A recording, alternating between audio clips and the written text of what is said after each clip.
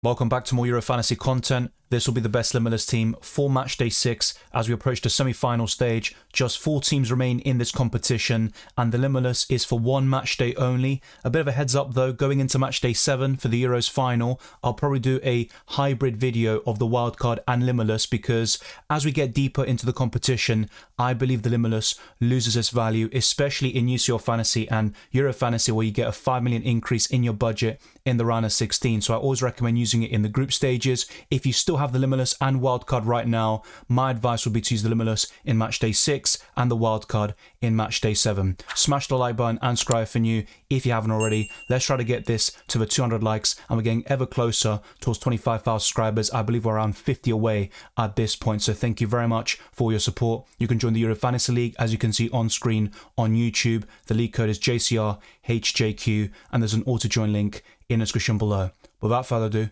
let's jump straight into it.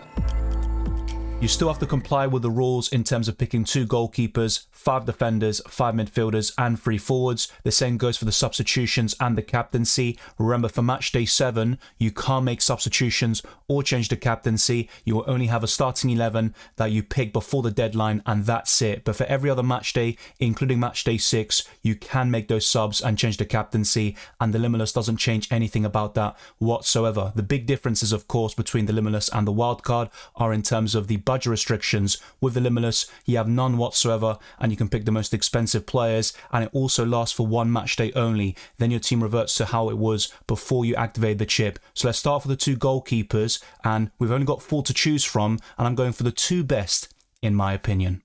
On Tuesday, the 9th of July, it's a very close call between Maignan and Unai Simon. There's an 8-point difference in terms of their Euro Fantasy output in this tournament. Maignan is the leader there. He's got 4 7-pointers and only 1 blank, which came against Poland back in Matchday 3 for a penalty. That's the only goal France have conceded in this tournament, while Spain have conceded twice, and they face some very good teams like Italy, Croatia and Germany. So you have to say Spain have been very impressive as well. And I'm going to cover the French and Spanish defenses in a different sort of way as what I showed you in the best wildcard team video, which I've posted already. Be sure to check that out and the team selection, which is coming right up. But on the Wednesday, I'm more confident in this battle between Pickford and Verbruggen. I'm going for the Englishman who saved the penalty against Switzerland, and he hasn't been great in the knockout stages, but England have a good record overall in terms of clean sheets at Euros and World Cups. In terms of recent additions anyway, and Verbruggen has been solid in this tournament. He kept the clean sheet back in Matchday 4 against Romania, but I'm going to go for Pickford over Verbruggen. I'm back in England to reach the final, but of course that's still going to be a very tough game, and we could see every single team conceding and ultimately no clean sheets being kept. But I'm going for Pickford and Unai Simon for the best Limitless team for Matchday 6.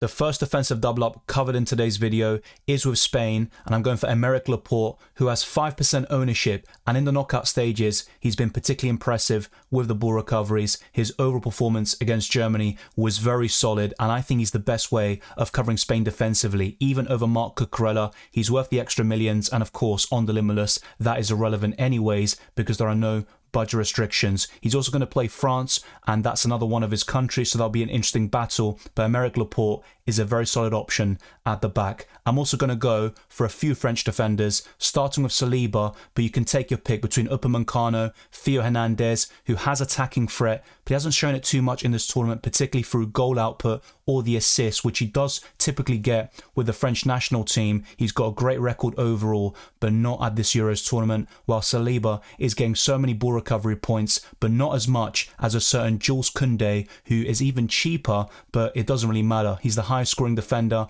in Euro Fantasy with 39 points. He has been one of the standout players in this competition, and he's definitely one of the top captaincy options on the first day of Matchday 6. There are 2 defender slots left, and I'm going to go for 1 Dutch and 1 English, and this is a very difficult one, but the most expensive Dutch defender you can go for is Virgil van Dijk, but I have to say he has been a step below the likes of Nathan Ake and De Vrij in this competition. I personally bought De Vrij in my own team and he was a saviour for matchday 5. But Virgil van Dijk hasn't scored yet. Just before the Euros began, he scored in back-to-back friendlies for the Netherlands, but he hasn't been able to continue that goal-scoring form into this tournament. But maybe he is due against England. Who knows? He's still very good for ball recoveries, and Virgil van Dijk remains a very solid option. The same goes for Denzel Dumfries, Nathan Ake, as I just mentioned, and De Vrij has the lowest ownership, and he's certainly an enticing option as well. But I'm going to go for Virgil van Dijk in this Limitless team, which is different to what I've shown you in other teams like the wildcard, and of course with a team selection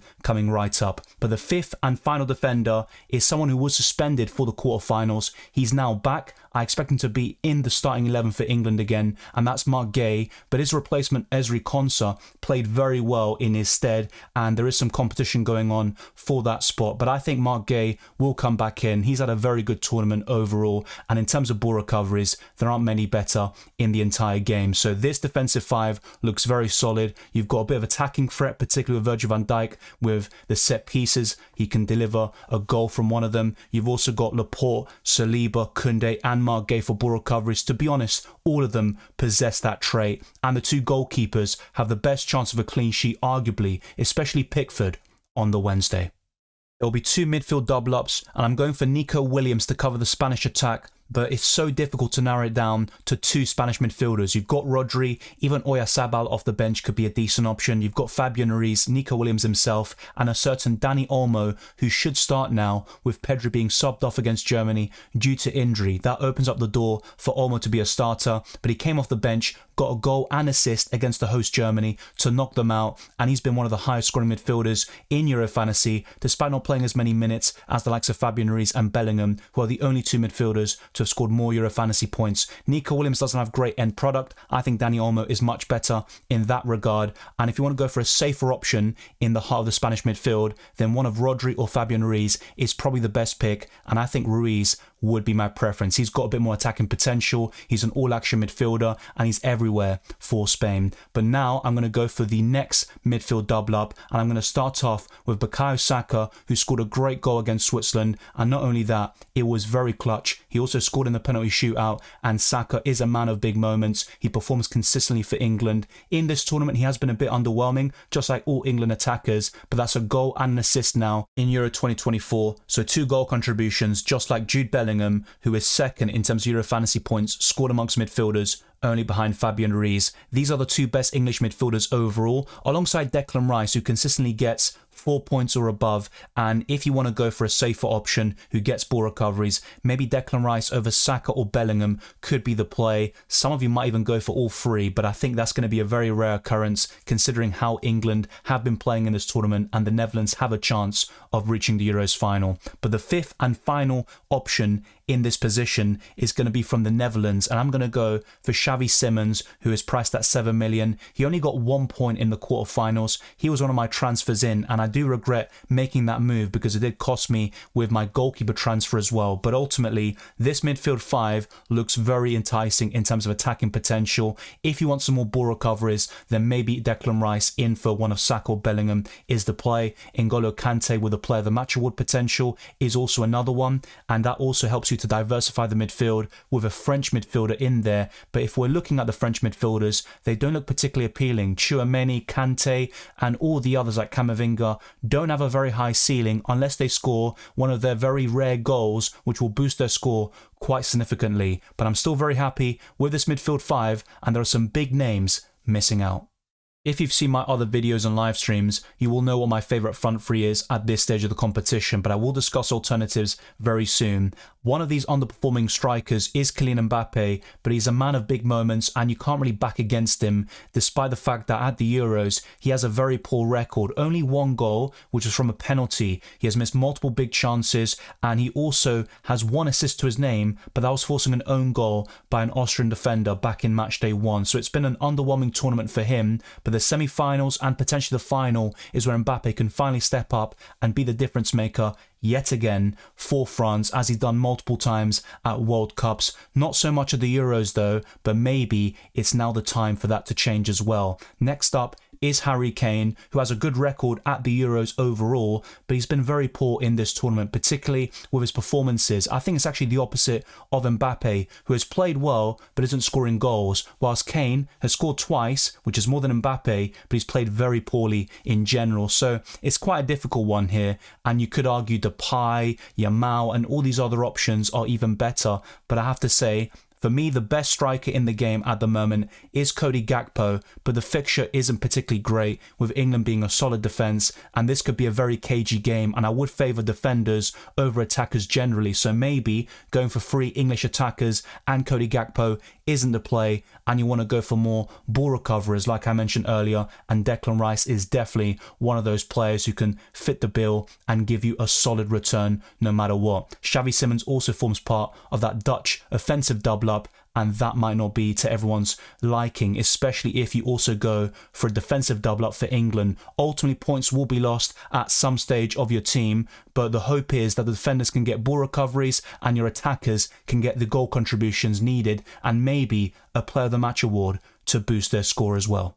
Speaking of which, let's now discuss the captaincy, and on Tuesday the 9th of July it's between 3 players for me: Mbappe, Dani Olmo and Jules Koundé, and it ultimately depends on what you think is going to happen and which team you back to win the game. So if it's Spain, I definitely go for Dani Olmo. He's my favourite option right now. But for France, Jules Koundé can keep a clean sheet still. It's really a case of the best attack in Spain facing the best defence in France. But I still think Kylian Mbappe can be the difference maker here. You may call me stubborn, I understand that, but Mbappe would be my top pick for the Tuesday. On the Wednesday though, I would go for a defender in Marc Guéhi if he starts, which I believe he will, otherwise he wouldn't be in this team. And the backup options include Harry Kane, Cody Gakpo, and an English midfielder like Saka or Jude Bellingham. But Guéhi would be my top pick on Wednesday, the 10th of July. Let me know your thoughts down in the comment section below as always, and thank you very much for watching this video and listening to this podcast. If you enjoyed it or found it useful, then be sure to smash the like button